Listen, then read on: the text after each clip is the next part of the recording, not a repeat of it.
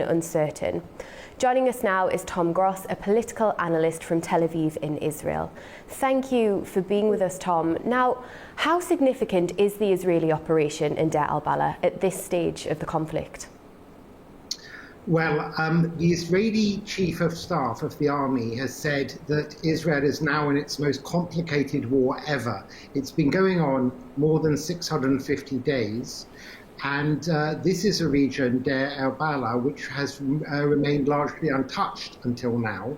And that's because it's incredibly built-up area with a labyrinth of streets and buildings and so on. And it's very, very difficult to operate in. And it is really one of Hamas's last remaining bastions of power and strength. It's also believed that hostages may be held underneath the area in tunnels there. So although Israel is fighting from the air, it's also fighting on the ground in quite intense battles. Almost every day, Israeli soldiers are being killed by Hamas. So Hamas are not yet defeated. And how is the humanitarian situation in Gaza influencing these international diplomatic efforts for a ceasefire? Well, there are two different things going on. One is the international efforts largely led by the United States through Qatar. Qatar, to remind people, is the headquarters of the Hamas leadership. And but hang on, but Tom, yes. Qatar did help broker the release of 4 Israeli hostages, and they are arguably best positioned to influence Hamas. I'm about to explain that. The reason that the United States and Israel speak to Qatar is the only government that can help deliver Hamas. They are its main funders, together with Iran, and they house the Hamas leadership. The Hamas leadership lives in Qatar under the protection of the Qatari government. But Qatar also hosts a US military base and also enjoys warm relations with countries like Britain and France.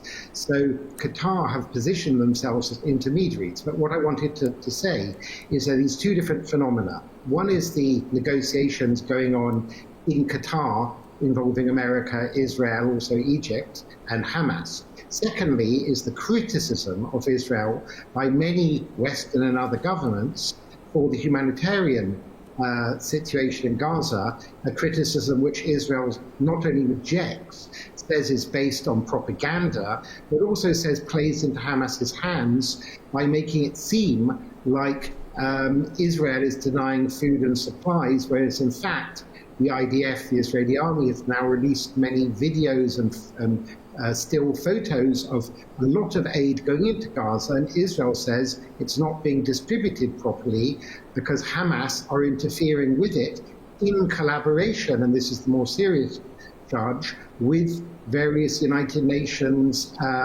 officials and other groups who Israel say are in effect working hand in hand with Hamas preserve Hamas rule in Gaza, because any long-term ceasefire would likely see Hamas having to give up power. Do you think there's an urgency in pushing for a ceasefire given this humanitarian situation?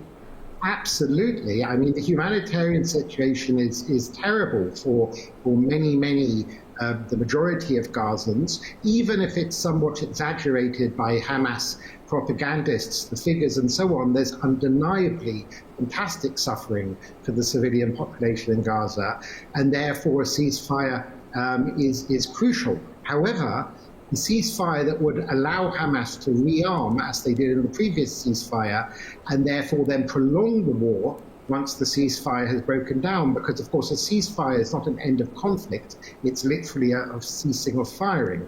So what we don't want is a ceasefire that will allow Hamas to rearm and prolong a war that they can't ultimately win because they're vastly outnumbered and outgunned by Israel, but they can keep it going if various collaborative agencies, including some through the UN, not the UN leadership, but UN staff on the ground.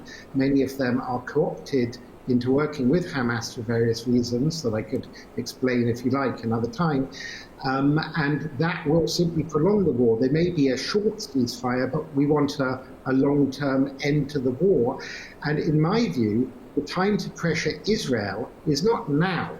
Once Hamas give up power, then the international community should pressure Israel into ensuring that a better Gaza is built for the Palestinian residents of Gaza, one that will, prosper, live in peace, and self-govern. But the time to stop. The time to pressure Israel now simply plays into Hamas's hands and does the opposite. It then prolongs the war. Thank you very much for your insights and for joining us on the programme. Thank you.